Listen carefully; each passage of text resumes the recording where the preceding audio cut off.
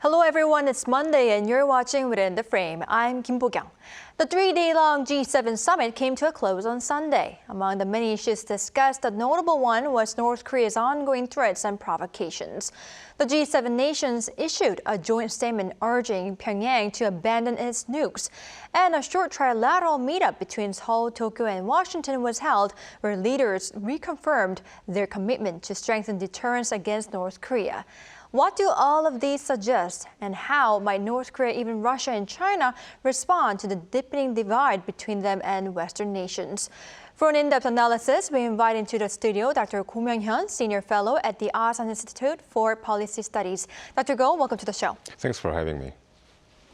And we also have Bruce Klingner, Senior Research Fellow at the Heritage Foundation. Good to see you, Mr. Klingner. Good to see you. Thank you. All right, first question to our Dr. Go. In a joint statement, the G7 nations emphasized their unwavering commitment to achieving complete, verifiable, and irreversible abandonment of Pyongyang's nuclear weapons and their programs. Reiterating such commitment, what significance does it have? So I think the value of this declaration is actually lies with the declaration itself. We have to remember that there's been some sort of differences when it comes to North Korea especially between Korea and Japan.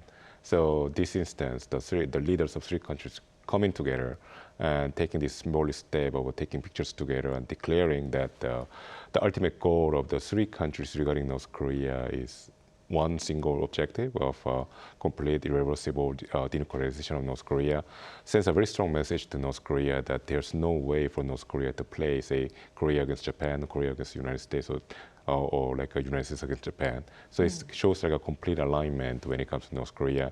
And then I think that's going to affect North Korea's future strategy and its negotiation strategy, especially vis-a-vis South Korea, that it no longer can use other factors to drive a wedge between Seoul and Washington or Seoul and Tokyo. So it's a very important, it's symbolic, but a very important step. Right, symbolic indeed. Now, Mr. Klingner, such worries over North Korea come as the regime is widely expected to launch its very first military reconnaissance by satellite using long-range missile technology. Now, if this is successful, what implication will it have, and when do you believe would this take place? There are several ramifications. The first is really diplomatic in that if North Korea does launch that, it would be another violation of 11 UN Security Council resolutions, which preclude any launch using ballistic missile technology, regardless of whether it's a civilian missile or a space launch or a reconnaissance. So it would raise tensions, and then it would lead to the inevitable differences of view between Russia and China on the one hand and the rest of the world on the other. Because Beijing and Moscow are expected to block any kind of UN resolution or sanctions increase. Also, militarily, it could lead to an improvement in Pyongyang's ability to target or refine its targeting of South Korea and perhaps Japan. Right now, it doesn't have very good reconnaissance capabilities, and so therefore having a reconnaissance satellite would enable it to get better information to improve the accuracy of any missile attacks against South Korea and also perhaps Japan. So it would be another worrisome development. As for the timing, we never know. We often predict that it'll happen during some event. Some predicted that it would happen during the G7 meeting, but obviously that has not occurred. So with any missile launch or nuclear test with North Korea, we just have to wait for it to happen. Right, I see. We'll have to wait and see. Now, Dr. Go, the joint statement also firmly noted that Pyongyang cannot and will never be able to have the status of a nuclear weapon state. And this is actually in stark contrast to what North Korea sees itself as once the North Korea's foreign minister said that its world-class nuclear weapon is final and irreversible. How is such a stark contrast going to develop tensions on the peninsula? Well, so this statement that North Korea will never be accepted as a nuclear armed state is a continuation of the first declaration that the objective of the unified objective of a three country on North Korea is CVID, complete, verifiable, and irreversible dismantlement of North Korea's nuclear capability. And then therein follows that the North Korea will never be accepted as a nuclear state. And this is very important because, as you have noted, that the North Korea's objective when it comes to negotiating with with the United States and the international community is to be accepted as a nuclear state by the wider international community. And that means that the future direction of any negotiation with North Korea will be not about denuclearization, but it will be about arms control. So essentially North Korea and the United States coming to the same table and discussing how to reduce tensions, reduce weapons, nuclear weapons that are directed at each other. And by naturally, then there will be a confidence or like a trust building process, which could lead to dismantling of the sanctions regime and a tacit acknowledgement of North Korea as a nuclear state. This is exactly the North Korea's diplomatic strategy. And here again, this is the second part of the declaration. Essentially, Korea, Japan, and the United States are declaring together jointly that that's not going to happen. So it's completely undermining North Korea's diplomatic strategy.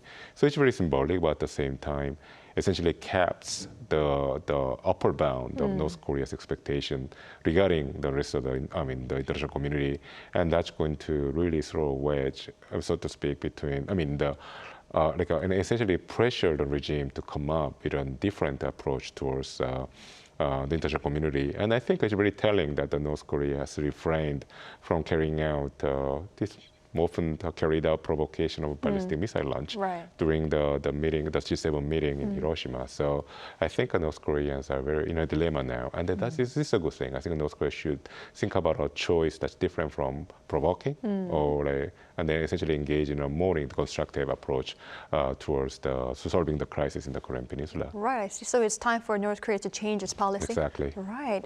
Now, Mr. Klingner, the G7 nations vow to fully implement sanctions against Pyongyang as long as its weapons of mass destruction and ballistic missile programs exist. What other sanctions could we expect? And in that case, could we see Pyongyang's dependence on China and Russia to strengthen even more? Actually, the problem is that nations, including the United States, are not fully enforcing existing sanctions, which were authorized by the United Nations Security Council, nor is Washington even fully enforcing its own laws. And that's been true through successive U.S. administrations. It's very unlikely we would get new sanctions legislation authorities through the UN Security Council because Russia and China have been very obstructionist. But there's a lot we could do with existing authorities that really nations have not been doing. And as for tensions or with China and Russia, that's going to happen even for reasons other than North Korea. And North Korea is already very dependent and reliant on particularly trade with China, less so with Russia. But really what the nations need to do is fully step up to enforce the existing authorities. For example, in 2018, President Trump said there were 300 North Korean entities that he wasn't violating because we were talking so nicely to North Korea. Well, we have evidence for those 300 entities, so we should be enforcing our legislation against those, sanctions legislation against them, as well as Chinese banks and businesses, which have been helping North Korea evade the UN resolutions. Right, I see your point. Now, Dr. Go, shifting gears to trilateral cooperation, the leaders of Seoul, Tokyo, and Washington, they held a trilateral meeting, which was rather a casual meetup than a former trilateral summit. And no joint announcements have been made. However, U.S. President Joe Biden did invite two leaders to Washington to have former trilateral summit. So what significance does this short meetup have in terms of trilateral cooperation? So this marks the beginning of the strengthening of the U.S. alliance system in Asia.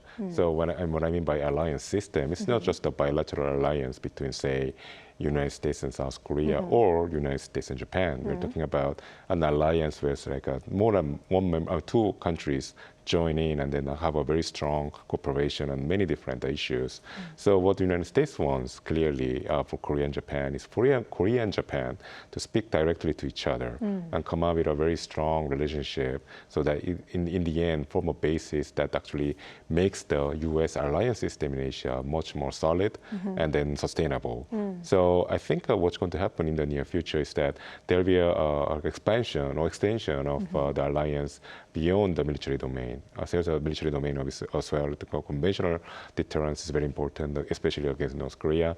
But I think Korea and Japan can work together, for instance, to ensure the maritime security, for instance, that to ensure that the sanctions are enforced in the high seas. So not just against North Korea, but against China as well. And there's also the economic security cooperation. Korea and Japan could work together to ensure that they develop the cutting-edge semiconductor technology, but at the same time make sure that China doesn't exploit the technology for its own gain, and also impose very strict, but at the same time open, but then future-oriented export control regimes to control the cutting-edge technologies that both countries, together with the United States and other partners, can develop together. Finally, I think Korea and Japan could come together to come up with a more collective security kind of architecture in East Asia. I think the Washington Declaration between Seoul and Washington is the beginning of such a system. In Washington Declaration, Seoul and Washington agreed to establish so-called nuclear consultative group, essentially an interim form of nuclear planning group, which could eventually lead to nuclear sharing among the U.S. allies in East Asia, just like NATO global countries in Europe. So I think this, or even though the nuclear consultative group is a bilateral mechanism between Seoul and Washington, it could be expanded to include Japan or even other countries. Right. So that could be could be the beginning of such a collective security architecture taking root in East Asia. Right, I see your point.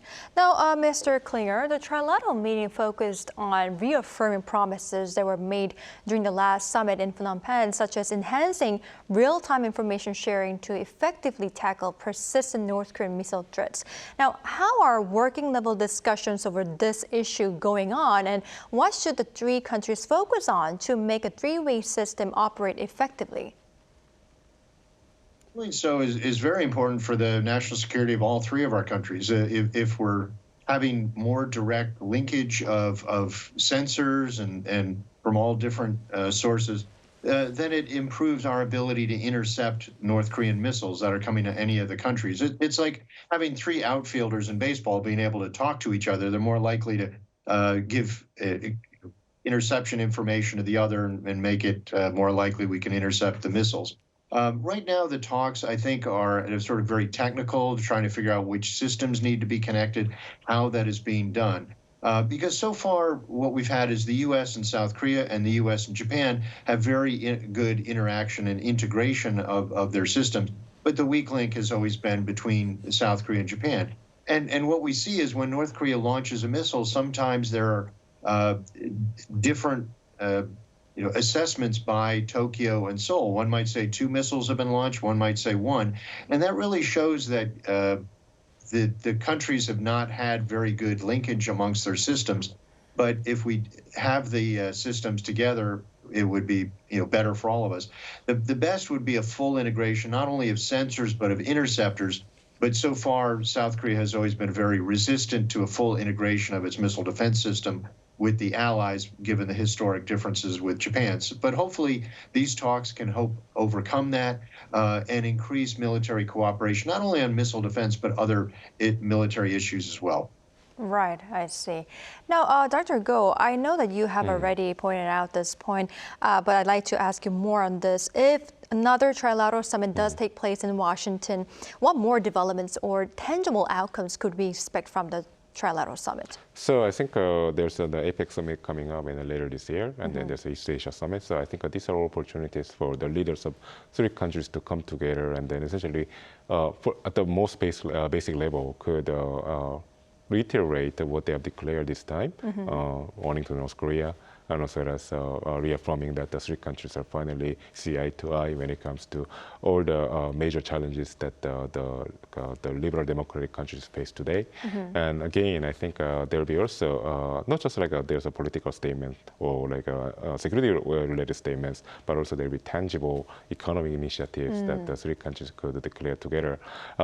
The reason is because there's a domestic agenda on the part of the Biden administration that has a connection with the foreign policy.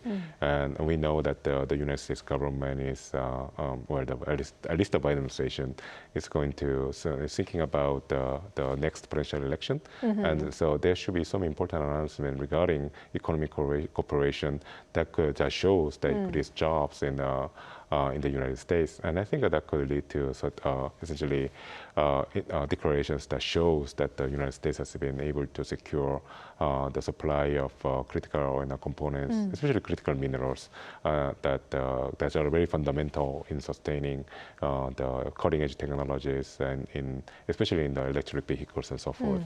And could be the other announcements such as a semiconductor alliance. So I think even though for now our eyes are focused on the national security-related declarations, I think we have to watch out for economic security-related declarations in the upcoming summits. Right, so there's high possibility that they're going to expand their boundaries of the partnership. Exactly. Right. Now, Mr. Klingner, with trilateral security cooperation and progress improving, South Korea could face difficulties in dealing with China because it has been consistent that South Korea needs to stick to 3 no's: no additional deployment of THAAD batteries, no South Korean integration into a U.S.-led missile defense system, and no trilateral military alliance with the U.S. and Japan. How should South Korea tackle this issue with China?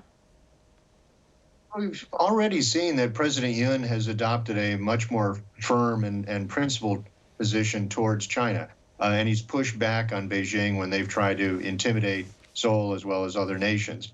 And President Yoon's administration specifically said that the 3 no's of the Moon administration are not South Korean policy and that he will not abide by them. Now, given that, we all know there's not going to be a formal military alliance between Japan, South Korea, and the United States, although we can certainly increase cooperation as we should. And there's questions as to whether there are additional THAAD batteries that are available from the U.S. to be deployed in South Korea. But I think it's good when President Yoon or his officials push back on Beijing, and President Yoon should be based on mutual respect. And therefore, when Beijing tries to intimidate or coerce South Korea, Seoul, as well as other countries, should push back against that. Right, I see your point.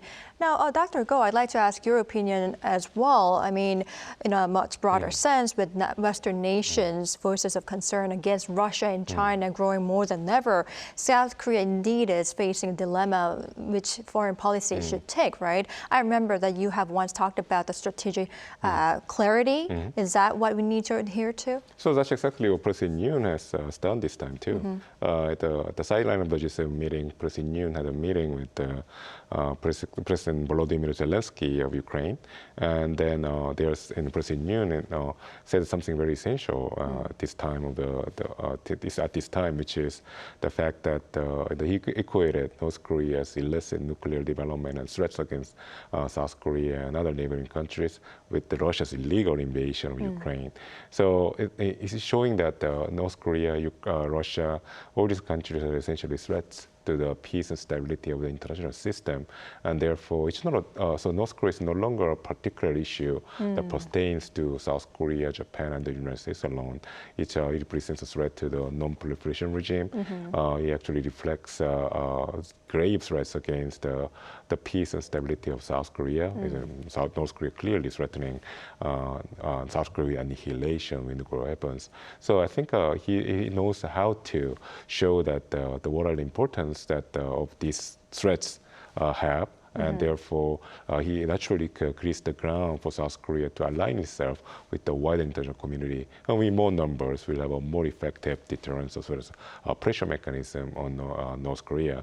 So in that sense, I think the direction that the President Yoon is taking to strengthen or highlight the strategic clarity of the South Korea's foreign policy is very much welcome. And we have seen this in the G7 meeting. I think the fact of the matter is that President Yoon was invited to the G7 meeting because of this very reason, which is the highlighting of the strategic clarity rather than strategic direction that the previous administration took, which is one of the strategic ambiguity. So I think in that sense, this is the right move to make, and I think it's going to pay dividends down the road. Right, I see. Right move to make. Now, Mr. Klingner, we are running out of time, but I believe I need to ask this question to you. Now, overall, how would our Mr. Klingner evaluate President Yoon's diplomatic efforts shown during the G7 summit in terms of strengthening three-way cooperation?